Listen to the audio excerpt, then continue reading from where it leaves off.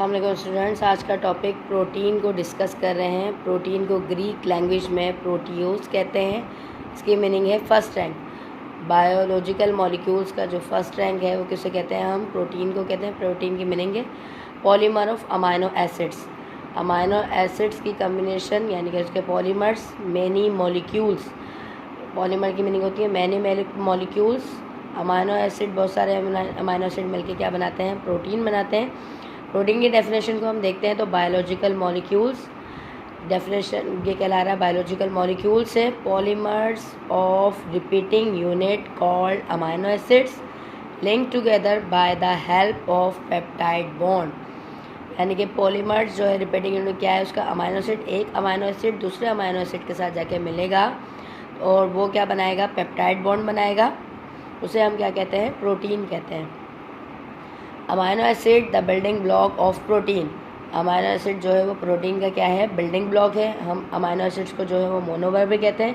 यहाँ पे हमने अमाइनो एसिड्स का फॉर्मूला लिखा हुआ है कि कार्बन जो इसका मोस्ट कॉमन है, क्योंकि क्या है? ऑर्गेनिक सब्सटेंस है, ऑर्गेनिक कंपाउंड है, कार्बन होगा। यहाँ पे साइड पे इसका जो है वो कार्बोक्सिलिक ग्रुप होगा COOH। एक दूसरी साइड पे इसका अमाइनो ग्रुप होगा।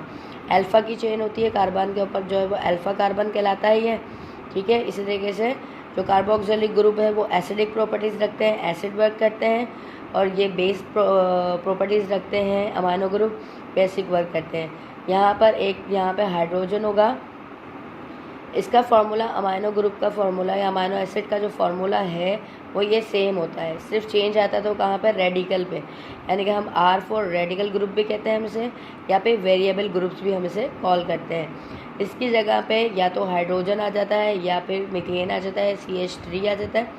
इस तरीके से इस फॉर्मूले को हम यहाँ पे लिखेंगे तो NH2 भी लिख सकते हैं, H2N भी लिख सकते हैं। एक है कार्बन है, इसको हमने यहाँ ज़रा ओपन करके लिख दिया, COOH को डबल बॉन्ड बना के O का लिख दिया। ये क्या हो गया? ग्लाइसिन का फार्मूला हाइड्रोजन आने के बाद। उसके बाद ये सेरीन का फार्मूला, यहाँ पे रेडिकल ग्रुप को चेंज किया, यहाँ पे CH2O2 लगा दिया तो सेरीन हो गया। ये सब क्या है? ये प्रोटीन है। ग्लाइसिन प्रोटीन है, सेरीन प्रोटीन है, एलेनाइन भी क्या है? प्रोटीन है। यहाँ पे क्या लगा दिया? CH3 मीथेन ग्रुप लगा दिया तो फिर ये क्या बन गया? किस चीज़ का फार्मूला बन गया? ये एलेनाइन प्रोटीन का फार्मूला बन गया। There are 20 basic amino acid which constitute each type of protein found in viruses to human being। 20 basic amino acid के किस प्रोटीन हैं जो कि हमें मिलते हैं किसमें? वायरस से ह्यूमन बीइंग के अंदर, वायरस में और ह्यूमन बीइंग में। कुछ इसकी इंपॉर्टेंस की बात कर लेते हैं। They constitute more than 50% of dry weight of a cell. अगर हम प्रोटीन सेल में से पानी को निकाल दें तो 50% ड्राई वेट जो सेल में बचेगा वो किस चीज़ का होगा? प्रोटीन का होगा। नेक्स्ट पॉइंट इसका, protein are the complex organic compound having carbon, hydrogen, oxygen. ये 3 कॉमन चीज़ें हमें पहले ही पढ़ कर आए। किसके अंदर? कार्बोहाइड्रेट्स के अंदर।